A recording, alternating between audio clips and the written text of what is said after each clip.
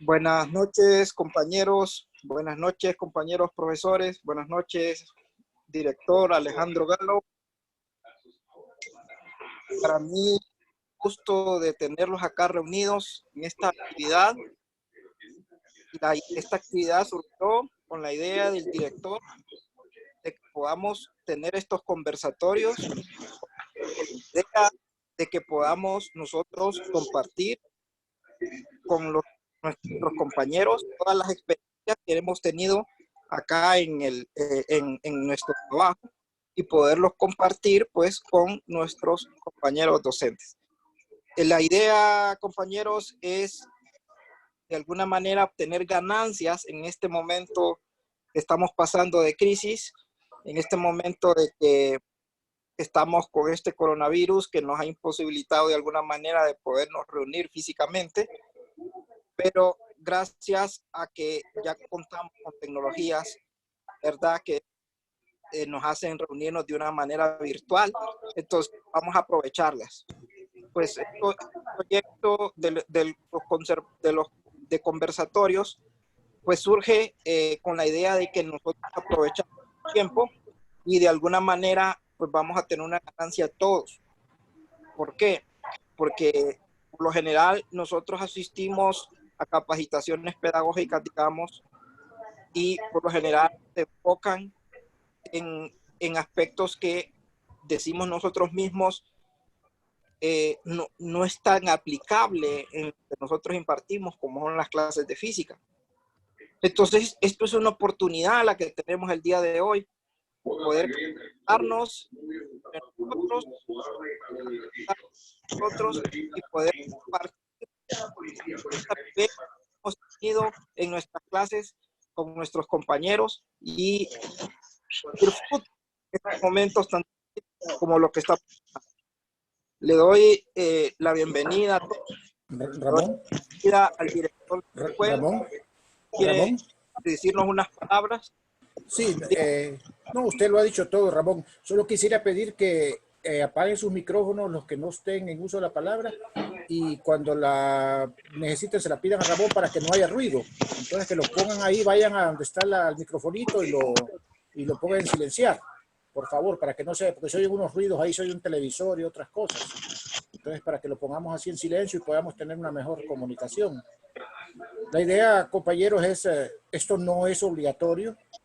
Es una cuestión eminentemente profesional y pues la idea es que quizás otras veces no hemos tenido el tiempo ni la oportunidad de compartir nuestras experiencias en el aula, nuestro enfoque de cómo enseñamos determinados temas y cómo así, digamos, compartiendo los puntos de vista de todos nosotros podemos enriquecer para una enseñanza futura mejor. Y también para que mantengamos un canal aquí de comunicación, porque es bueno en estos momentos en que estamos aislados profesionalmente, que mantengamos viva la comunicación, porque eso es hasta saludable desde el punto de vista humano, para nuestra salud, para todo, ¿verdad? Que mantengamos vivo nuestro deseo de conocimiento, compartir y todo eso, ¿verdad? Entonces, los dejo con Ramón, nada más con la petición esa, Ramón, de que pedirles a los participantes que cierren el micrófono para que podamos tener una mejor comunicación.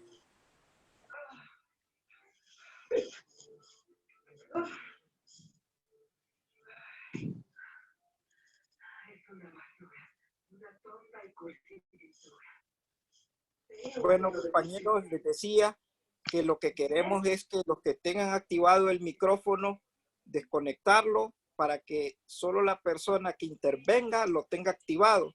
De esa manera generamos o evitamos de generar ruidos que nos corten nuestra transmisión. Entonces, por ejemplo, les pido a Juan Serrano que lo desactive, lo mismo a Lorenzo, que nos lo desactive, por favor, que solo lo tenga activado la persona que va a hablar.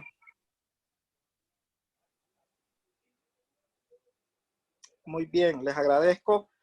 Bueno, entonces vamos a dar inicio a la actividad. El día de hoy nuestro expositor va a ser Luis Domínguez. Él nos va a compartir sus vivencias en un cierto tema. Le pido a Luis que tome la palabra el tiempo es entre 30 y 40 minutos de duración y de ahí posteriormente 20 minutos donde podemos hacer una socialización de la misma, podemos hacer preguntas o podemos interactuar con el profesor Luis. Lo dejo ahora con Luis y iniciamos la actividad de las experiencias que hemos tenido en nuestros salones de clase.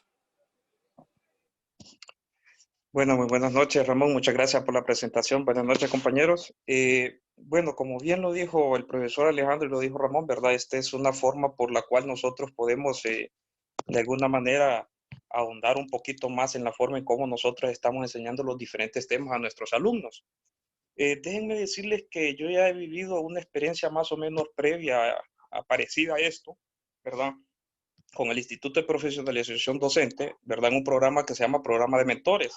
Estuvimos con el profesor Maximino y muchas de las ideas que voy a plantear el día de hoy, pues fueron discutidas con él, ¿verdad? He agarrado un poquito el enfoque de lo que él, sus años que él ha tenido impartiendo clase. Entonces, espero que también sea de utilidad, ¿verdad? Y de alguna manera, al final, pues, puedan ustedes recalcar de qué manera se puede impartir mejor. En ese sentido, yo he escogido el tema de las leyes de Newton. Déjenme compartir pantalla.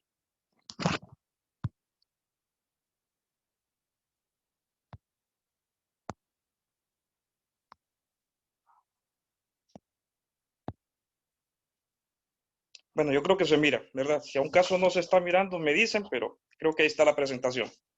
Entonces, ¿por qué escogí hablar sobre las leyes de Newton? ¿Cómo actualmente yo estoy impartiendo el tema con los alumnos?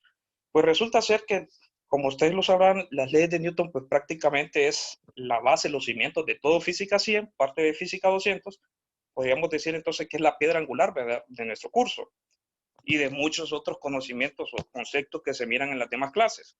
Entonces, resulta ser que las leyes de Newton, ¿verdad?, es de importancia y pues yo he visto en el transcurso de los periodos de que ahondar un poquito sobre la historia, cómo se da, ahondar un poquito sobre cada una de ellas, pues ayuda en gran medida a que los estudiantes puedan tener una mejor comprensión, ¿verdad? Y al mismo tiempo puedan resolver los problemas. También me he fijado, ¿verdad?, antes de comenzar la exposición, me he fijado previamente de que los alumnos, por lo general, ellos pues tienden a, a querer solo mirar una fórmula, sustituir valores numéricos, ¿verdad?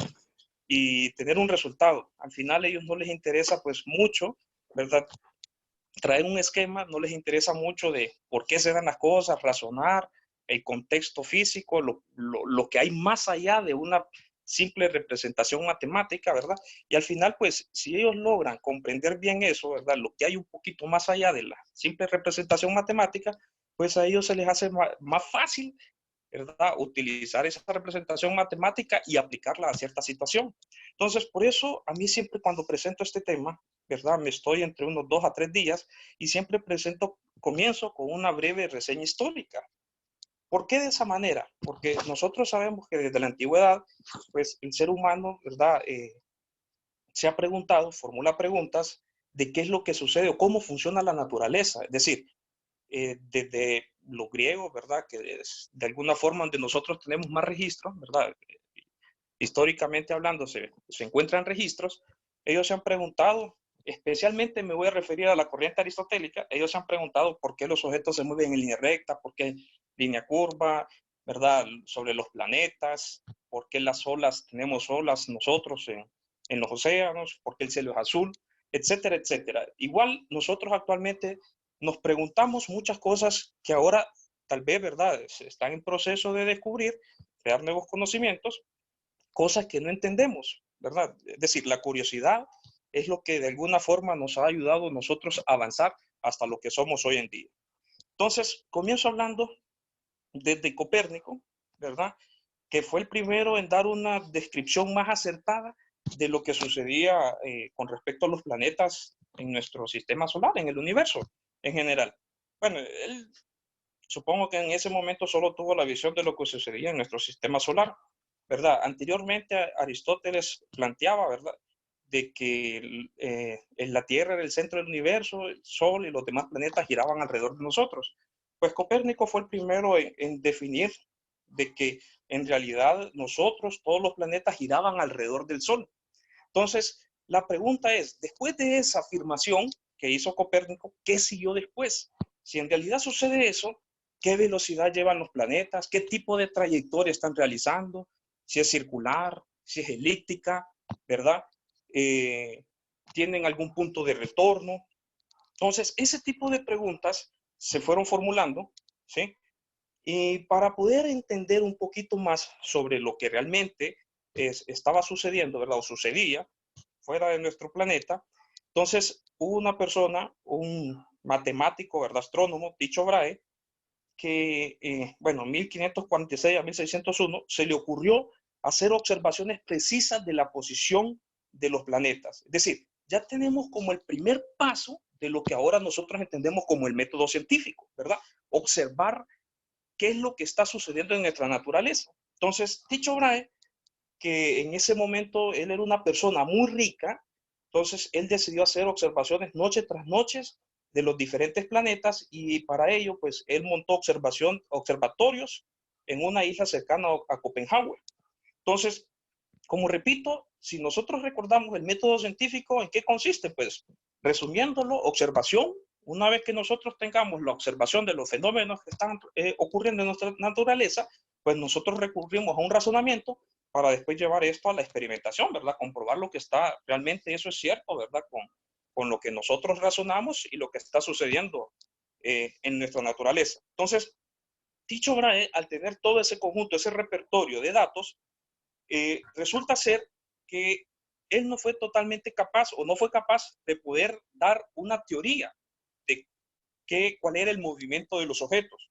Esos datos fueron pasados a Kepler. Si ustedes observan, Kepler también era un matemático, ¿verdad? Astrónomo alemán que vivió en los años, nació en 1571 a 1630, contemporáneo a Tycho Brahe. Y resulta ser que con estos datos que le proporcionó Tycho Brahe, él los analizó a prueba y error. En realidad, él fue un arduo trabajo, no me imagino cuánto tiempo le tomó, pero él, de varios de esos datos, él pudo mirar, observar que varios de ellos se acomodaban a una trayectoria circular. Déjenme decirles que para ese momento, pues el estudio de las cónicas, ¿verdad? Lo que nosotros conocemos como las funciones cónicas, ellos ya lo manejaban muy bien. Entonces, él pudo observar que muchos de ellos se acomodaban a lo que era una trayectoria circular, pero había uno en el cual había una incertidumbre con los datos que le daba y el modelo que él había planteado de la trayectoria de los objetos alrededor del Sol. Es decir, había un error como de unos 8 minutos de arco y no se acomodaban a la trayectoria circular. Entonces, él era una incertidumbre tan grande que él supuso de que en realidad, ¿verdad? No pudo haber sido un error de medición por los observatorios que tenía Tycho Brahe. Entonces, él supuso en realidad, mediante a prueba de error, pudo acomodar los datos y miró que en realidad se acomodaba más a una elipse, ¿verdad? Donde el Sol coincidía exactamente en uno de los focos. Entonces, repito, ¿por qué me gusta dar esta breve reseña histórica con los alumnos? Porque de alguna manera, pues, el conocimiento, ¿verdad? Lo que nosotros tenemos, hemos construido, la ciencia, pues, se ha dado en forma paulatina con la ayuda o la colaboración de diferentes científicos, diferentes personas que han aportado, ¿verdad? Significativamente en ciertos aspectos y de esa manera, pues, otras personas han venido a utilizar ese enfoque y a proponer algo nuevo. Entonces por eso es que me gusta hacer siempre una breve reseña histórica sobre el tema. Entonces, prosigo. Resulta ser que Kepler, en forma experimental, él planteó lo que nosotros ahora conocemos como las leyes del movimiento planetario, ¿verdad? ¿En qué consisten esas leyes? Pues la primera ley simplemente es que los objetos, los planetas, ¿verdad? Se mueven en una trayectoria elíptica y uno de los focos, el Sol está ubicado en uno de los focos. Y la segunda ley es que cuando nosotros conectamos un arco con el planeta y el Sol, ¿verdad? El área que barre en tiempos iguales en diferentes lugares son iguales. Y la tercera ley, como ustedes también la conocen, el periodo, el tiempo que le toma hacer el recorrido a un planeta, ¿verdad? En esa trayectoria elíptica es proporcional a el valor promedio de la distancia entre el Sol y la Tierra elevado a la 3 medios. Si uno utiliza una trayectoria circular, pues R simplemente es el radio.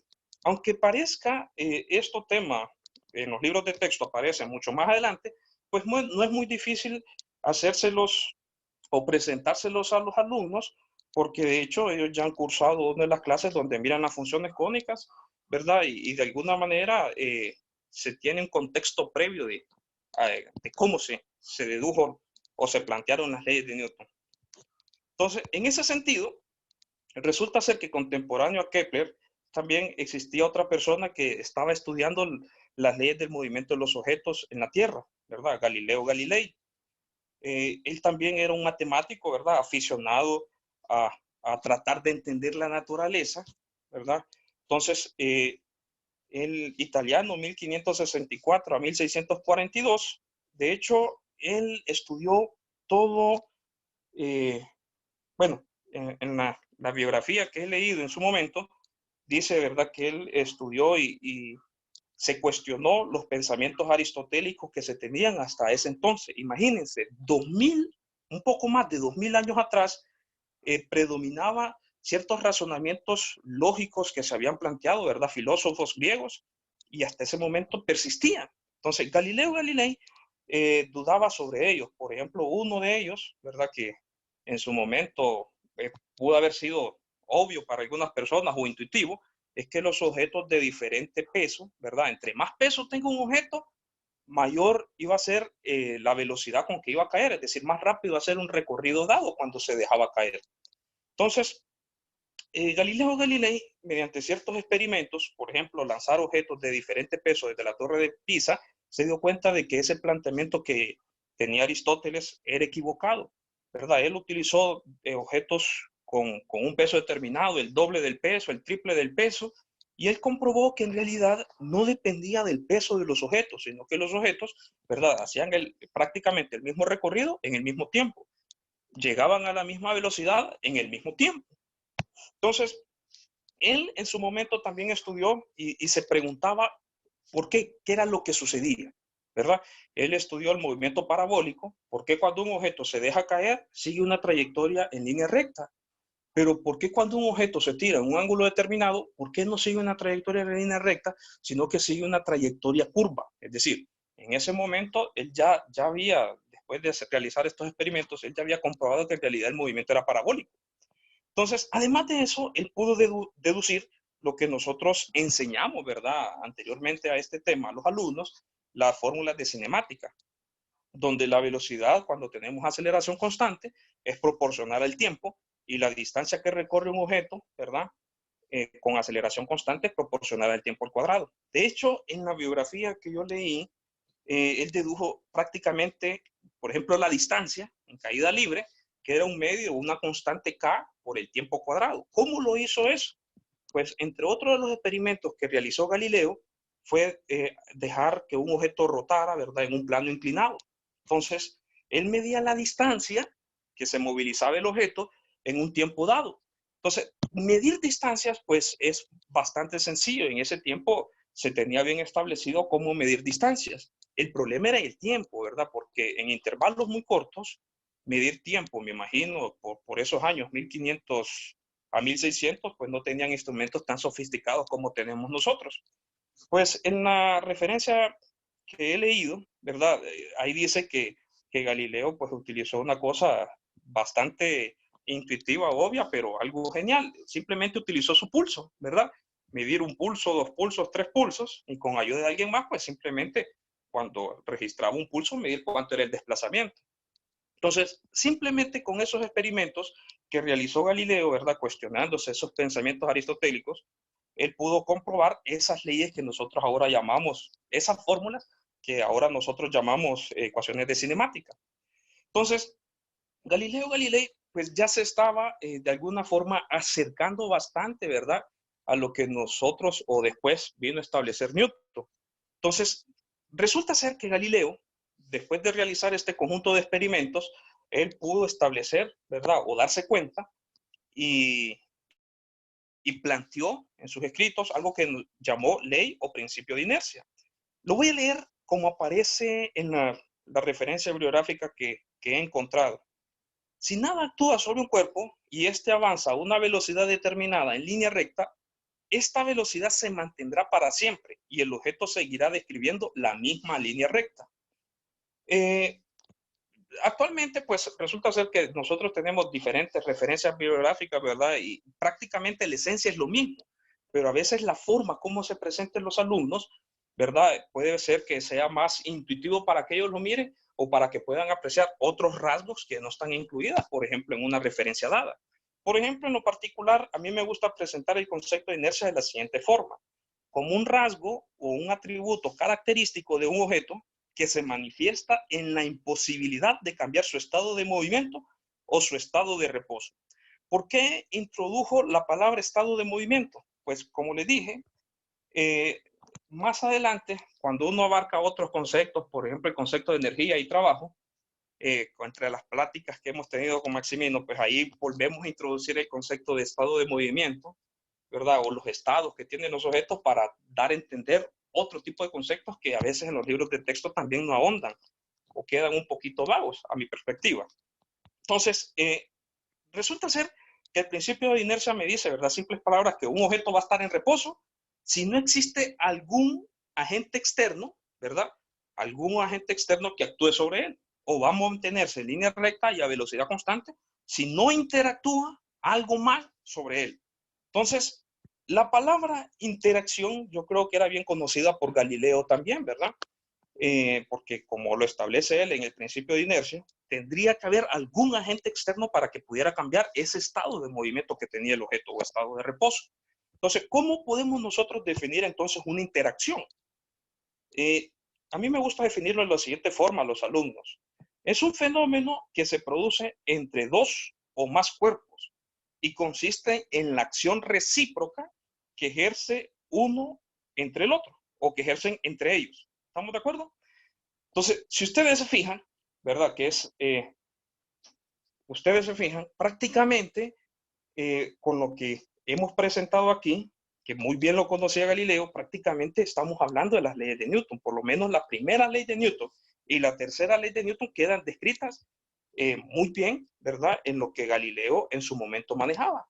Entonces, podríamos decir y afirmar que Galileo fue uno de los pioneros o responsables del trabajo que terminó de culminar Newton. Entonces, resulta ser que estos trabajos pues eran compartidos, ¿verdad? Por estas personas, y es muy obvio de que después de Kepler haber deducido sus leyes y haber socializado con estos diferentes personajes, Galileo se tuvo que haber dado cuenta, ¿verdad? Que los planetas que se movían alrededor del Sol de forma elíptica, ellos estaban interactuando uno con el otro. ¿Estamos de acuerdo? Porque si el planeta no interactuaba con el Sol, simplemente este tendría que salir disparado en forma tangencial a la curva que llevaba. Entonces, por lo que él planteaba, ¿verdad? De la ley de inercia o el concepto de inercia. Entonces, resulta ser que exactamente en el mismo año, ¿verdad? Que muere Galileo, 1642, nace justamente Newton, Isaac Newton. Newton también era un matemático, ¿verdad? Pues enseñaba matemáticas y mientras él estuvo en Cambridge, él publicó la obra que muchos de los científicos consideran como el libro más importante de la historia de la ciencia, ¿sí? Él pues ya había leído muchos libros que habían redactado o escrito diferentes matemáticos, por ejemplo, la geometría de Descartes, por ejemplo, de John Wells, la aritmética. Él ya había trabajado, había propuesto, ¿verdad?, otros diferentes resultados matemáticos que nosotros utilizamos actualmente, como el teorema del binomio, ciertas cuadraturas. Entonces, Newton, pues fue una persona muy dedicada a los estudios, ¿verdad? Y prácticamente, como lo menciona él, que él hizo lo que hizo porque se apoyó en hombros de gigantes, ¿verdad? Entonces, en ese sentido, Newton publica su libro donde nosotros actualmente, pues, es lo que parte de ello, es lo que nosotros presentamos, ¿verdad? A los alumnos, lo que son las 3 leyes de Newton que conocemos actualmente en su libro de Principia, Matemática. Entonces, ¿cómo aparecen estas leyes en este libro? Pues me di el atrevimiento de hacer una traducción, ¿verdad? Del libro que hemos encontrado, que encontré en la red, que es un libro en inglés, ¿verdad? Newton, inicialmente este libro, pues él lo lo escribió en latín, ¿verdad? Y después de ahí pues se han traducido a diferentes idiomas. Entonces, en español no sé si hubo traducción, pero sí en inglés lo pude encontrar. Entonces, las voy a recitar como aparecen en el libro de Principia y voy a mencionar otros aspectos que aparecen también en el libro. Por ejemplo, la primera ley. Todo cuerpo, y de hecho él le llamó así, axiomas o leyes del movimiento. Resulta ser que este libro, ¿verdad? Newton comienza definiendo conceptos como la masa, la cantidad de movimiento, la fuerza centrípeta, ¿verdad? Que el concepto de fuerza centrípeta lo utiliza después, ¿verdad? En los tomos siguientes para poder tratar el movimiento de los planetarios, ¿verdad? Que realizan los planetas alrededor del Sol. Entonces, la primera ley. Todo cuerpo persevera en su estado de reposo o de movimiento uniforme en una línea recta, a menos que se vea obligado a cambiar ese estado por las fuerzas impresas al respecto. Entonces, solo para tratar, ¿verdad? En el libro que nosotros utilizamos o que tenemos como referencia, el libro de Csikszentmihalyi, la primera ley literalmente sale de la siguiente forma. Un cuerpo sobre el cual no actúa una fuerza neta se mueve con velocidad constante, puede ser cero y aceleración cero, ¿verdad? En esencia es lo mismo, ¿verdad? Son tal vez diferentes formas de redacción, pero en lo particular, como estamos enseñando metodologías de cómo nosotros le enseñamos a nuestros alumnos, a mí me gusta adecuarla de una forma diferente. Por ejemplo, yo, cuando se la doy a los alumnos, le escribo de la siguiente manera. Todo cuerpo permanece en estado de reposo o de movimiento con velocidad constante mientras no interactúe con su medio. Prácticamente es la misma ley de inercia, ¿verdad? Por eso en algunos libros de texto a veces le llaman la ley de inercia. Entonces, a mí también, en lo particular, me gusta ejemplificar mediante algunos procedimientos o ilustraciones físicas, ¿verdad? De los fenómenos que nosotros estamos estudiando, ¿verdad? Mediante los conceptos o mediante fórmulas matemáticas. Entonces, ilustrar esta primera ley, pues es bien sencillo si nosotros utilizamos, pues, instrumentos básicos. Por ejemplo, yo en este caso le tomé una fotografía a un vaso y a una hoja de papel. En la clase, pues, a veces yo lo que hago pues, es irme a tomar un refresco esto de lata, ¿verdad?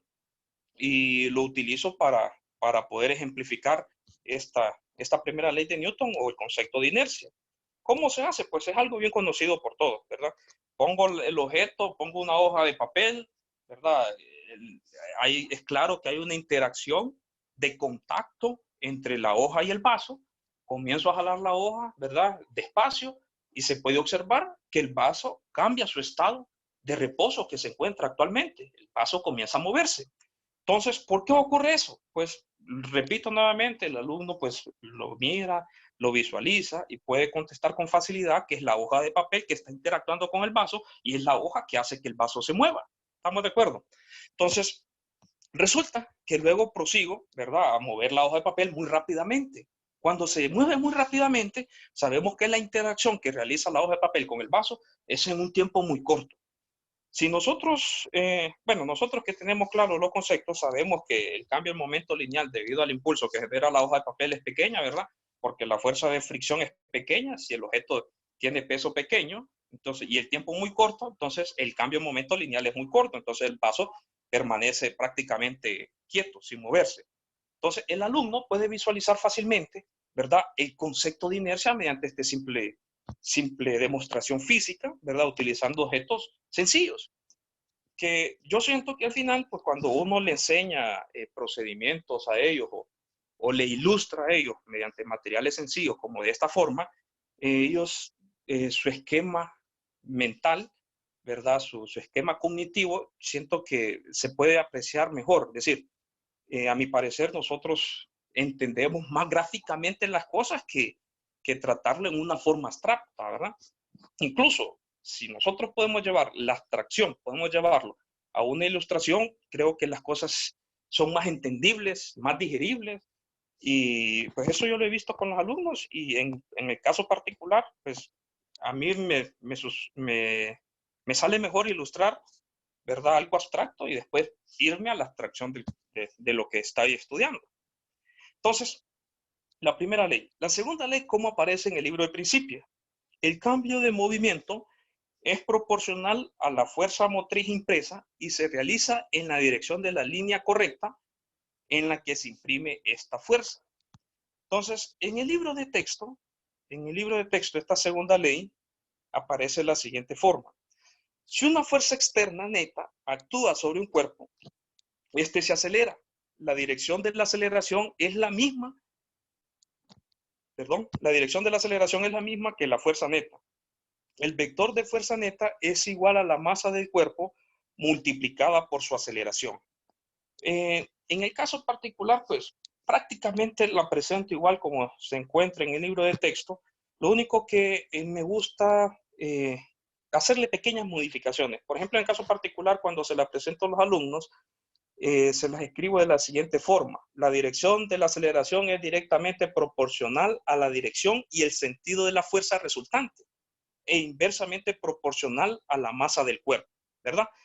En la representación matemática se puede ilustrar lo que acabo de mencionar. Pero ¿por qué me gusta hacerlo de esa forma? ¿Por qué me gusta hablar de inversamente proporcional a la masa? Porque también recurro a ejemplos sencillos de poderlos reproducir. Por ejemplo, intento jalar la mesa e intento jalar una silla. Es fácil y ellos, mediante experiencias previas, se han dado cuenta, ¿verdad?, que necesitaría mayor fuerza, por ejemplo, aplicarle a una mesa para obtener la misma aceleración que le imprime a una silla con una fuerza determinada. Entonces, ahí se puede ver en forma explícita esa segunda ley, que es inversamente proporcional a la masa. De hecho, esta segunda ley está relacionada con la primera ley. Y aquí aparece el concepto de masa, ¿verdad? Con el concepto de inercia. Es decir, entre mayor masa tenga un cuerpo, más difícil es cambiarle ese estado de reposo o ese estado de movimiento. Más difícil es mover, por ejemplo, la mesa que mover una silla, ¿verdad? El concepto de inercia. Más difícil, por ejemplo, es parar a una persona, un adulto, con una masa determinada, ¿verdad? Una persona, como le decimos, esbelta, que, por ejemplo, parar a un niño, cambiar su estado de movimiento, ¿sí? Entonces, igual, ¿verdad? La representación matemática se la hago saber a los alumnos y ellos pueden observar explícitamente esa relación. Miremos ahora la tercera ley. ¿Cómo aparece en el libro de texto que inicialmente publicó Newton?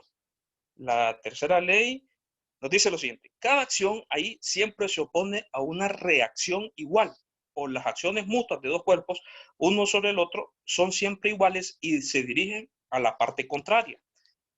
En el libro de texto, pues, nos aparece la siguiente forma. Si el cuerpo A ejerce una fuerza sobre el cuerpo B, hay una acción, entonces el cuerpo B ejerce una fuerza sobre el cuerpo A, hay una reacción.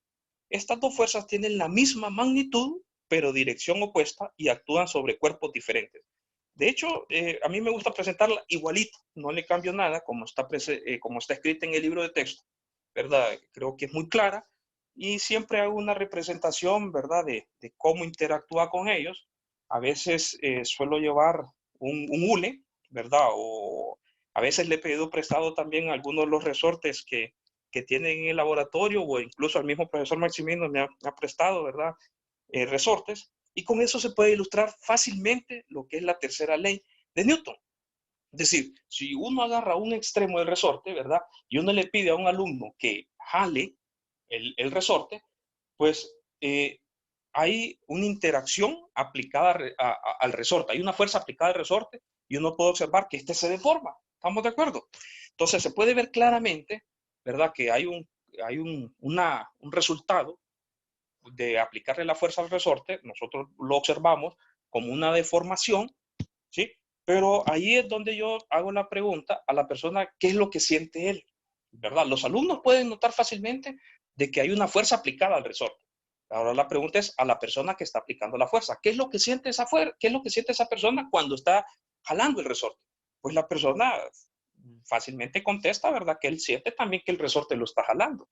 Entonces, ahí se puede fácilmente demostrar la tercera ley de Newton, que también, vuelvo y recalco, Galileo ya la conocía muy bien, conocía que las interacciones entre los objetos eran mutuas, ¿verdad? Entonces, en ese sentido, también me gusta ilustrarles esquemáticamente o en la pizarra, ¿verdad? Los objetos, por ejemplo, en el libro de texto aparece una persona pateando un balón, ¿verdad? Yo siempre les pongo el ejemplo de una persona golpeando a otra, ¿verdad? Que se golpean mutuamente. El problema que sale con peores beneficios es aquella que lo golpea con la cara, por ejemplo, ¿verdad? Que al que lo golpea con el puño. Entonces, me gusta hacer un diagrama esquemático de cómo serían las fuerzas, ¿verdad? A lo largo de una línea de acción. La línea de acción me refiero a la línea que une, la línea imaginaria que une el objeto 1 con el objeto 2 cuando están interactuando, ya sea una fuerza de atracción, como en el caso de la Tierra, ¿verdad? Interactuando con un objeto sobre ella, o una fuerza de repulsión, ya sea un contacto directo de una persona, ¿verdad? Actuando sobre un objeto. Y me gusta ilustrarles a ellos y recordarles que como es una interacción mutua, en la naturaleza nosotros encontramos la fuerza siempre en pares, ¿verdad?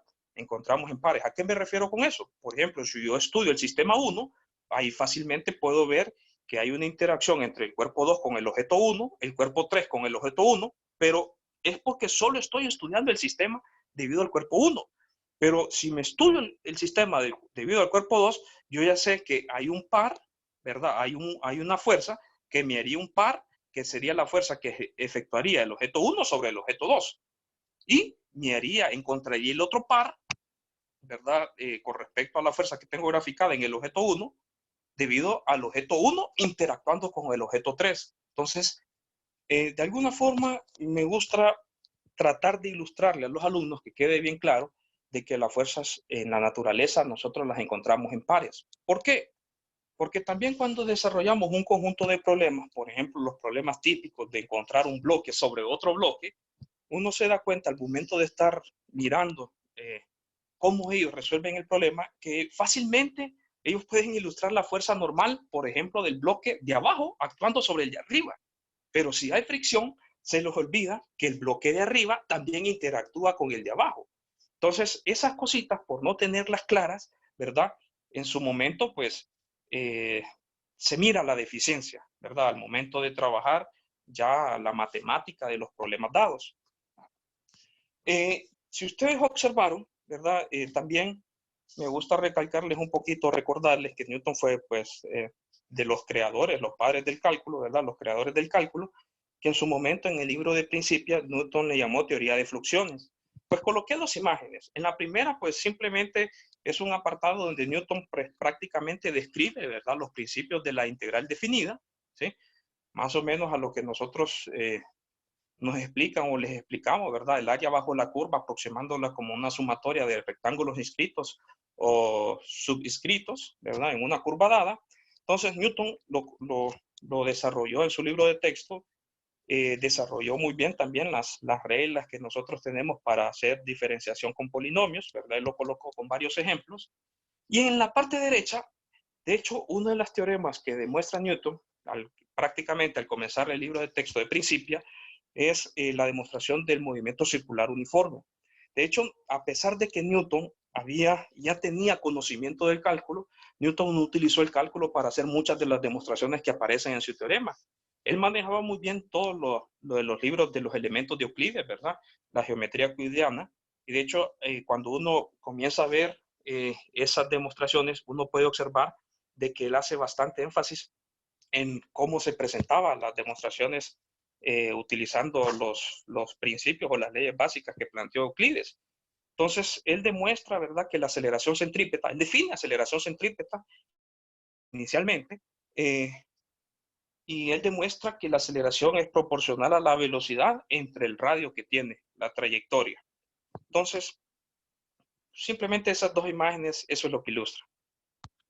¿Qué más tengo que hablar sobre esto? Entonces, Luis, dígame. Haciendo un paréntesis, ya tiene 30 minutos de exposición, solo le quedan 10 como máximo. Bueno, me tardo 5, ya estoy por terminar. Entonces, la pregunta al final es, y creo que esta es una de las cosas más importantes recabarle a los alumnos, ¿cómo definimos el concepto de fuerza? Entonces, de todo lo que se ha explicado con los alumnos, ¿qué ellos entienden entonces por fuerza?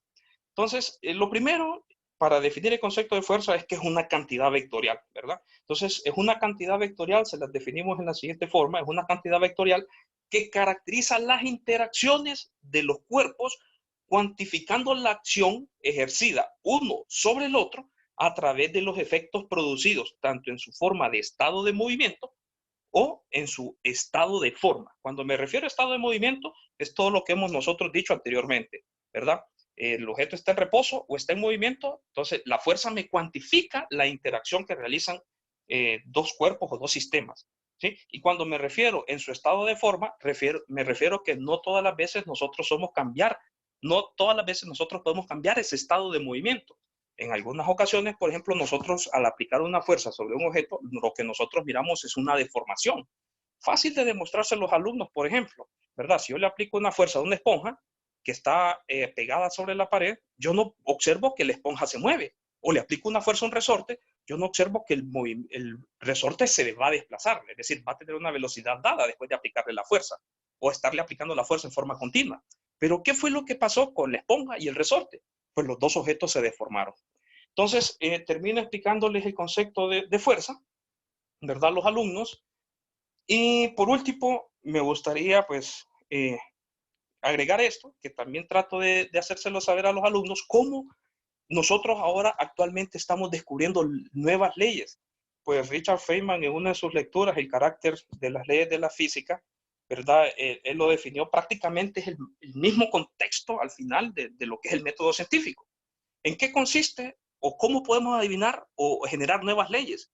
Pues él lo mencionaba, ¿verdad? Adivinar, que prácticamente lo que consiste es mirar el fenómeno, estudiar el fenómeno, observar el fenómeno y plantear una definición teórica. Una vez que nosotros tenemos esa recopilación de datos, ¿verdad? Esa definición teórica, nosotros venimos y podemos plantear una expresión matemática, por ejemplo, la ley, ¿verdad? Y ver si esa ley, esa matemática tiene consecuencias, ¿verdad? Acertadas. Si no son acertadas, pues significa que tenemos que adivinar nuevamente algo diferente. Si todo eso va bien, al final lo que consiste es darle al experimento. Si el experimento no da, ¿verdad? Nosotros no podemos predecir lo que la naturaleza nos está dando, ¿verdad? Con lo que hemos hecho anteriormente, por muy bonito que sea la definición teórica, por muy bueno que sea, por mucho renombre que sea, por muchas consecuencias elegantes que se mire, simplemente eso no sirve. Tenemos que volverlo y replantear. Entonces, en conclusión, ¿qué nos dejó Newton? Pues Newton nos dejó prácticamente lo que nosotros tenemos, ¿verdad? Que conocemos como el método científico, ¿verdad? Newton nos enseñó entonces a sistematizar la naturaleza por medio de la matemática. Entonces, solo como un aporte o un comentario adicional, pues todo lo que hablé el día de hoy, yo no lo hago en una presentación. Por lo general me tardo como 3 días, ¿verdad? Y definir lo que son la fuerza de tensión, la fuerza normal, la fuerza de fricción, el peso. Me tardo más o menos como 3 días a hablar entre la reseña histórica, escribir las leyes de Newton, definir todos estos conceptos de la fuerza de fricción, la normal, el peso, la tensión, definir y hablar sobre diagrama de cuerpo libre. Entonces, más o menos son como 3 días, porque siento que presentarlo en una diapositiva, ¿verdad? El alumno se distrae, no puede captar en poco tiempo el sustrato de todo lo que conlleva este tema. Entonces, por eso me tomo un tiempo, creo que es prudente, ¿verdad? Desarrollarlo en varias secciones. Entonces, eso es todo, compañeros. Muchas gracias por estar escuchando, ¿verdad? Esperamos los comentarios. Lo dejo, Ramón. Ok, muchas gracias, Luis. Lo felicito por la excelente participación. Llegó la hora, entonces, ahora de interactuar con Luis. Solo les voy a pedir que levanten la mano el que quiera participar y activar su micrófono. Y entonces tenemos 10 minutos para esta actividad de retroalimentación o alguna consulta que le tengan a Luis.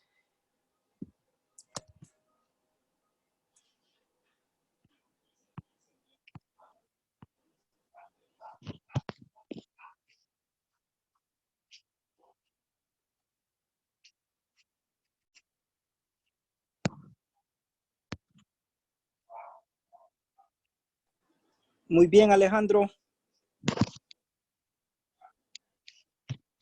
Gracias, Ramón. Gracias, Luis. Muy buena presentación, muy informativa, es decir, y la experiencia suya enriquecedora. Yo quisiera que me diera la oportunidad de compartir pantalla. Ramón, voy a tratar de compartir la pantalla. Sí, Alejandro, perfecto. Sí, vamos a ver aquí. ¿Logra ver ese documento? ¿Se logra ver? Un documento PDF que tengo en pantalla. Sí, Alejandro, se mira. Sí, Sí, bueno, se logra ver. ok. Todo lo que voy a decir no es diferente a lo que Luis mencionó. Nada más es recalcar algunos puntos.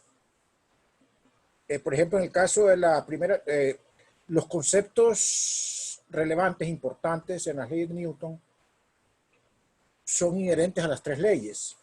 Hay unos que son más, digamos, naturales a la primera, otros a la segunda y otros a la tercera, pero todos en sí son un cuerpo conceptual. De hecho, se recomienda que trate de no verse en forma segmentada, sino que más bien tratar de verlas integradas, las tres leyes. Por ejemplo, en el caso de la primera ley, el concepto básico, el concepto más trascendental es el concepto de inercia. La primera ley esencialmente nos dice que si la fuerza que actúa sobre el sistema es cero, entonces el cuerpo se mueve con velocidad constante, hablando vectorialmente, ¿verdad? Aquí el elemento filosófico básico es que el reposo ya no es el estado natural de movimiento, como pensaban los griegos, ¿verdad? Es decir, sobre todo Aristóteles, que ellos lo que pensaban es que el reposo era el estado natural del movimiento y que ya cualquier estado de movimiento ya era fuera del estado natural. Aquí con el caso de Galileo, Descartes y Newton se privilegia el movimiento, porque ya vemos que la condición natural es más bien el de velocidad constante como vector. Y se ve el reposo solamente como un caso particular, muy particular, que correspondería a velocidad igual a cero. Y entonces aquí nosotros recalcamos el hecho, ¿verdad?, de que es importante señalar al alumno que la ausencia de fuerza no necesariamente implica reposo. Eso es el punto importante. En el caso de la segunda ley, el concepto básico es el de causalidad, además del de determinismo. Causalidad, ¿por qué? Porque aquí es donde ya se establece una relación causa y efecto. La fuerza viene siendo la causa. Esta está en el entorno al sistema, en el ambiente. Entonces ahí encontramos las fuerzas. Por eso cuando se hace un diagrama de cuerpo libre, ¿a dónde se buscan las fuerzas? En el ambiente del sistema, en el entorno del sistema. Entonces, ante un estímulo del medio ambiente, hay una reacción del sistema, o sea, un efecto. Y ese efecto es la aceleración, precisamente. Y en este caso, la masa viene a ser la propiedad inherente del sistema que se manifiesta cuando se aplica la fuerza. En este caso, lógicamente, la masa inercial. Entonces pueden ver que es algo muy similar a lo que ocurre en otros fenómenos de respuesta lineal. Por ejemplo, la relación en la ley de Ohm, voltaje, resistencia, corriente. El voltaje es el efecto externo, el estímulo externo, la corriente es la respuesta y la resistencia es la propiedad del material. Entonces hay una similitud, ¿verdad?, en la naturaleza en presentar estos comportamientos. En el caso, cuando hablamos de determinismo, se debe a que, como saben ustedes, ¿verdad?, la segunda ley de Newton es capaz de predecir con absoluta certeza, con cero incertidumbre, la posición y la velocidad del cuerpo en cualquier instante del tiempo al futuro. La diferencia con lo que ocurre ya a nivel microscópico, donde la ley de Newton deja de tener validez y entonces ya existe una incertidumbre. La tercera ley, como bien lo dijo Luis, ¿verdad?, se enfoca más, ahí es donde aparece de manera natural el concepto de interacción. Porque podemos hablar en la primera ley y en la segunda ley no hablamos de dos cuerpos, y aquí se ve inherente la necesidad de hablar de dos cuerpos, del cuerpo 1 y el cuerpo 2, o de más cuerpos. Entonces, el concepto básico que manifiesta la tercera ley es precisamente el concepto de interacción. Nada más apuntar esos razonamientos, ¿verdad?, para todos. Gracias. Ok, muchas gracias. Maestro. Muchas gracias por su participación y por esa retroalimentación tan fina. ¿Algún otro compañero que quiera participar, hacer algún comentario o alguna pregunta al expositor?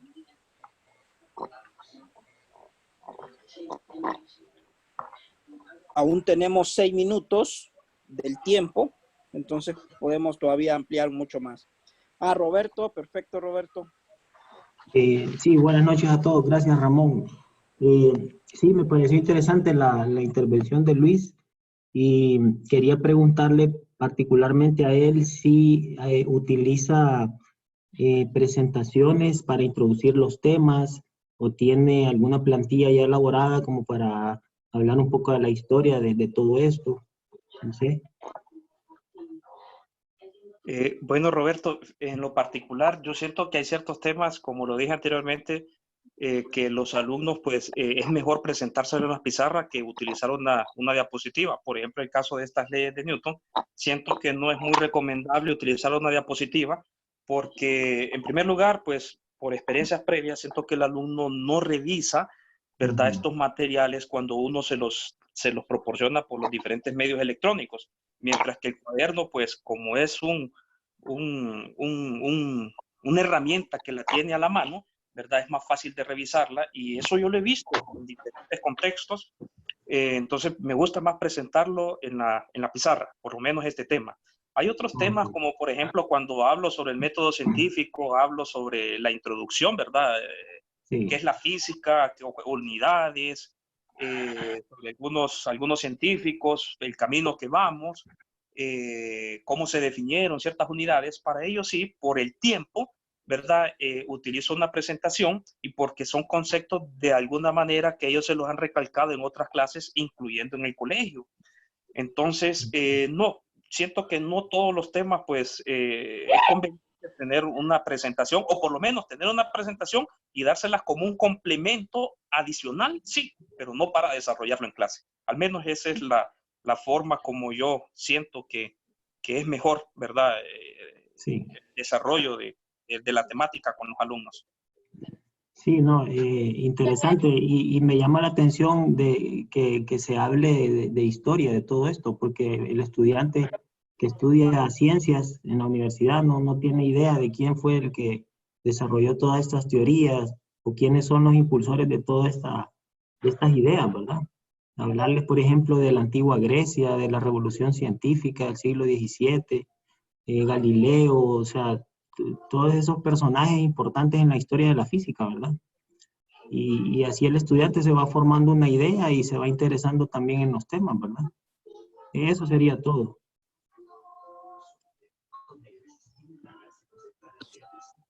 Bueno, muchas gracias a Roberto por su participación.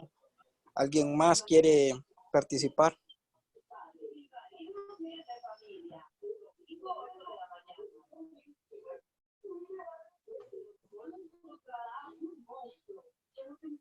Pues yo también quería hacer mi comentario hacia Luis.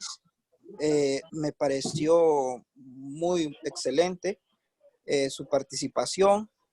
Si yo como profesor me emocioné ahorita al escucharlo, me imagino que los alumnos también van a adquirir una motivación extra, hablarles un poco de la historia de la física o la historia del método científico. Yo creo que esa parte me parece a mí importante a la hora de desarrollar las clases, sobre todo en cursos de física general, donde el alumno pues tiene sobre todo en física 100, que el alumno tiene la primera interacción con la física universitaria, y me parece que es muy apropiado pues hablarle un poco del método científico y un poco de estas personalidades que nos ayudaron a contribuir con lo que hoy tenemos, ¿verdad? Eso quería comentarle, Luis. Muchas gracias, Ramón. Bien, ¿alguien más quiere participar, hacer alguna pregunta o alguna observación? Muy bien, señor Lorenzo, es suyo el espacio. No, yo solo quería hacer una pregunta, pues me imagino, bueno, no me imagino, el señor Domínguez habla sobre su experiencia, ¿verdad? Entonces, digamos que él, dentro de la experiencia que ha tenido, ¿cuál es el concepto que más les cuesta a los alumnos y cómo lo aborda él para poder llegar a estos alumnos que de repente les cuesta, así como yo, Eh, solamente? bueno, Lorenzo, en lo particular, últimamente yo me he fijado que existe un gran problema. Siento que existe un gran problema ahora en los alumnos que, como lo dije, ¿verdad? En la presentación, la matemática es fundamental.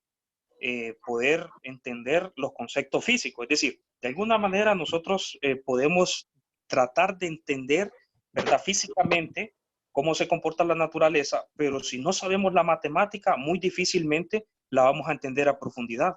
Entonces, yo siento que los alumnos traen o tienen, ¿verdad?, una base no tan sólida en la parte de matemática, y a medida uno va avanzando en los diferentes conceptos, ¿verdad? Por ejemplo, cuando explica el caso de energía, el concepto, cuando explica el concepto de trabajo, el concepto de energía, cuando ya uno comienza a hablar sobre integrales, aunque son integrales de línea, a mí me gusta hacer la demostración un poquito en general a ellos, cuando ya comienza uno a hablarles sobre el torque y aparece el producto cruz.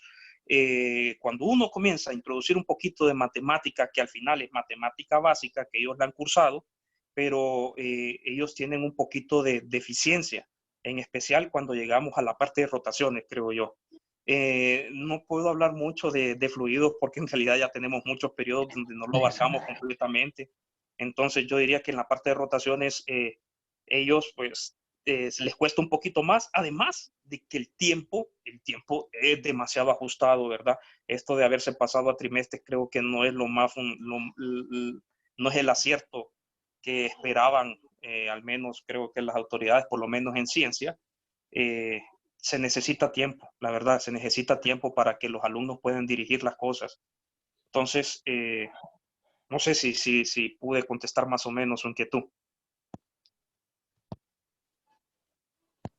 Sí, sí, sí, está bien. Gracias, señor Lorenzo, por su participación. ¿Alguien más quiere levantar la mano? Roger Raudales, es suyo su espacio. Bueno, buenas noches a todos. No sé si me logran escuchar bien. Bueno, espero que sí. No, concuerdo con todo. Listo. Concuerdo con todo lo que ha mencionado Luis. Particularmente quería hablar acerca de la parte de los conceptos, ¿verdad? Los principios a nivel de física. Y es que hay pequeños experimentos que uno puede hacer, e incluso es algo que yo he hecho con los alumnos en esta situación, que desde casa hay algunas actividades que ellos pueden hacer, algo cotidiano, por ejemplo, para poder comprobar cuál es a nivel de fenomenología un concepto. Bueno, yo postulo un caso ahorita que es el caso del momento de inercia. Normalmente con los alumnos lo que yo hago para practicar momento de inercia es que les digo, tomen un lápiz, gírenlo desde el centro, gírenlo desde un extremo. Y de esta manera ellos pues notan la diferencia que hay entre girarlo desde un extremo, por ejemplo, desde el centro.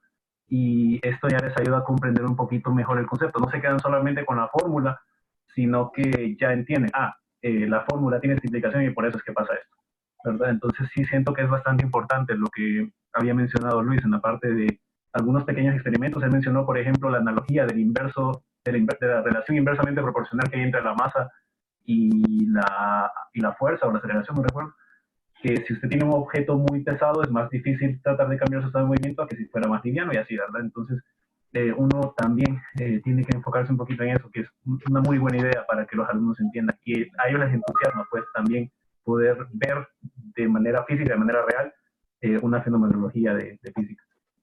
Esa era mi observación al respecto. Gracias, Roger, por sus apuntes y sus observaciones. ¿Alguien más quiere participar?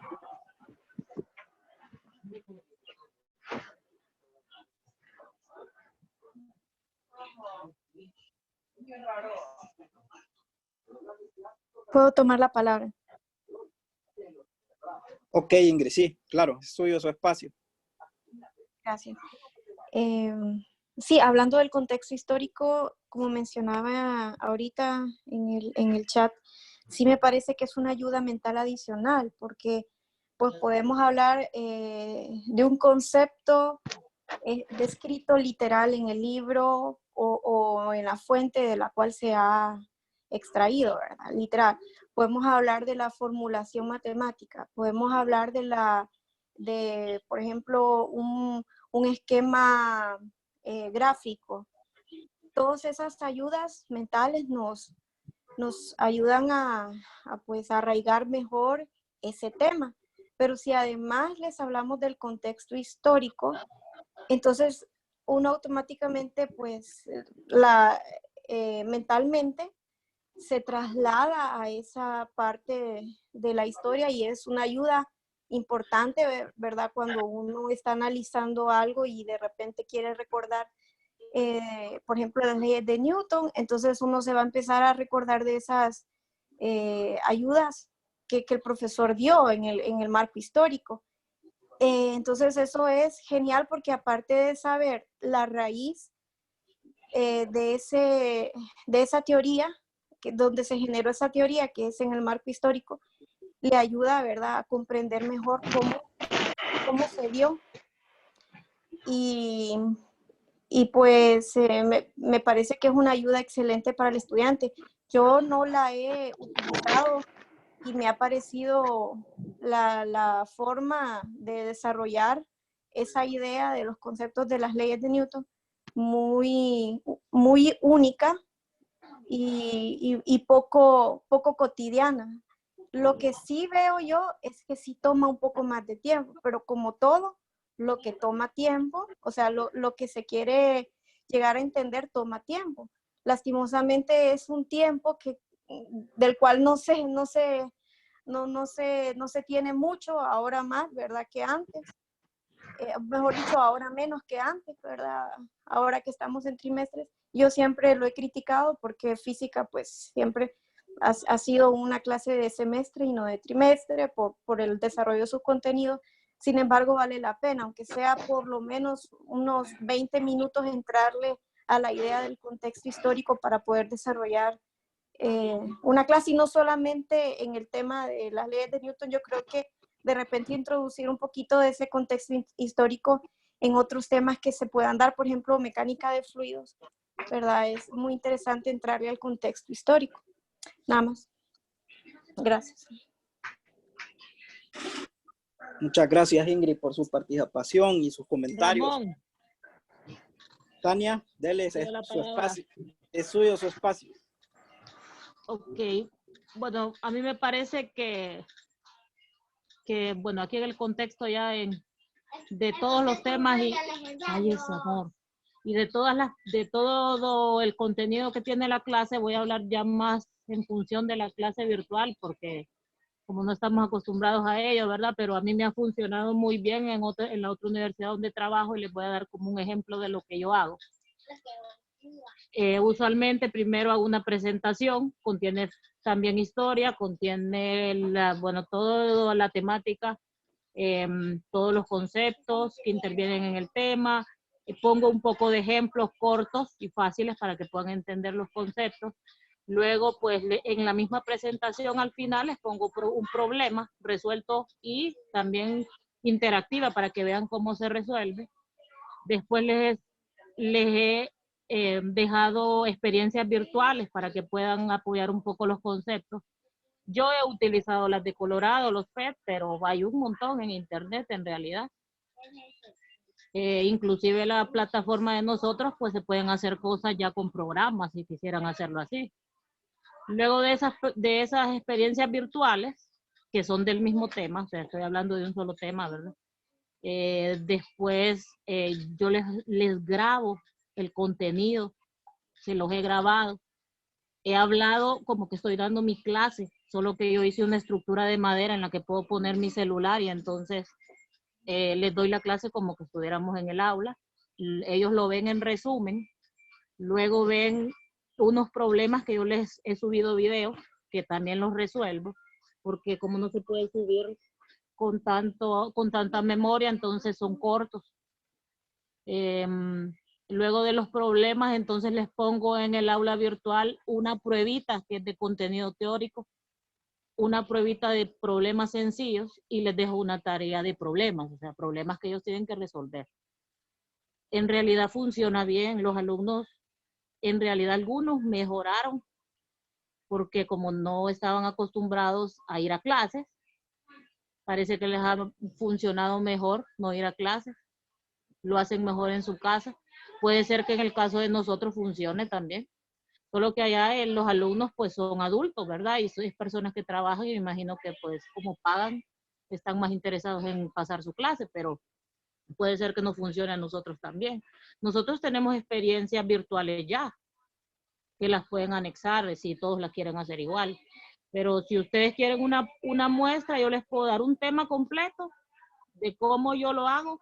Yo tengo para Física 100, ya tengo lo de equilibrio, tengo la presentación, una práctica virtual que también es de las de Colorado, y tengo una serie de videos de problemas. Entonces, no sé si los quieren ver, yo se los envío a todos, y si lo quieren utilizar o quieren seguir esa metodología, pues me dicen, y pues los otros videos que tengo y los otros temas también los pueden utilizar. Tania, aprovechando acá su disponibilidad, más bien me gustaría que platicara con Luis para que usted nos diera una exposición de lo que hace y qué cosas nos pueden resultar a nosotros. Todos esos materiales, me gustaría que más bien nos pudiera dar una exposición como la de Luis, ¿verdad? Ramón, es que hay que buscar una metodología porque, o sea, estar discutiendo temas de que nosotros ya lo sabemos, porque todo eso ya lo sabemos, es perder el tiempo. O sea, nosotros necesitamos ya definir una metodología para que el alumno pues ya sepa qué es lo que va a hacer y en todos los temas. Y si se va a evaluar o no, pues eso es una cosa que deciden ustedes o la universidad, ¿verdad? Pero podríamos hacer actividades que vayan teniendo, o sea, una serie de puntos, o sea, nosotros pensándolo así para en algún momento, si es que se tiene que evaluar, pues utilizar las mismas actividades. Pero subirle problemas a los alumnos, o sea, solución de problemas o videos de problemas que ya están resueltos, eso no les ayuda. Te lo digo por experiencia. Yo Entonces, apoyo si ustedes quieren, yo lo puedo hacer con el tema de equilibrio. Por ejemplo, les enseño cómo funciona la temática, y si quieren, pues lo hacemos para todo, porque en realidad todo el tercer parcial tendríamos que hacerlo. Ok, Hola, Ramón. gracias, Tania. Me gustaría que se pusiera entonces en contacto con Luis para ver cuál es el orden de las ponencias que tenemos.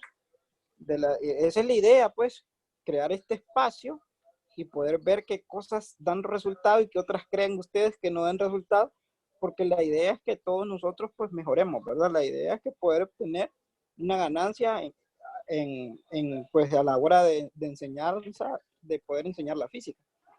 Diga, Luis. Sí, solo quería mencionar, Ramón, como la vez pasada socializamos esto, ¿verdad? Por medio del WhatsApp que tenemos. Solo tenía con Ingrid, creo que era la que me había dicho que ella quería participar. Pues ahorita yo creo que es oportuno para definir que Tania pues presente los recursos, como ella lo que nos estaba mencionando, ¿verdad? Para la siguiente semana.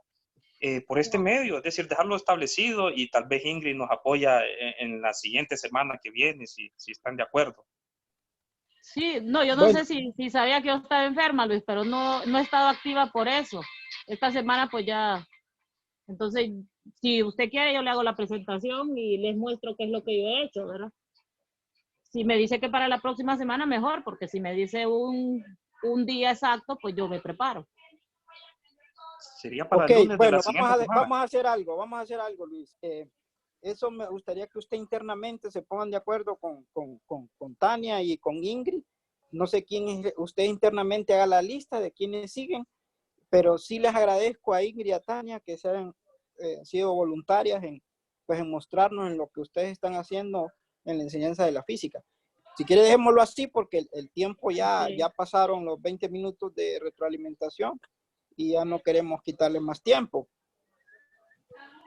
Sí, solo puedo, yo estoy de acuerdo que Tania dé la metodología, porque yo creo que es importante ya ir aterrizando en cómo vamos a manejar virtualmente la clase. Y el tema que voy a dar es un proyecto que yo elaboré en el 2016, pero no para virtual netamente, 100%, sino que para, es como herramientas utilizables para clases presenciales, que son herramientas virtuales que ayudan a la clase presencial. Entonces, no, es una experiencia que yo tuve en el 2016 que quiero compartir, pero me parece que lo de Tania es más importante en este momento. Bueno, entonces ahí necesito que se pongan de acuerdo con Luis. Sí, yo le escribo a Luis Ramón. Vaya, cheque. Sí quiero decirles a todos, ¿verdad? Que se ha creado un espacio para poder ver esas metodologías que ustedes sienten que han tenido éxito en la enseñanza de la física, ya sea para forma presencial o, como estamos ahora, para forma virtual. La idea es que tengamos una ganancia. Bueno, entonces no sé si quedamos por acá.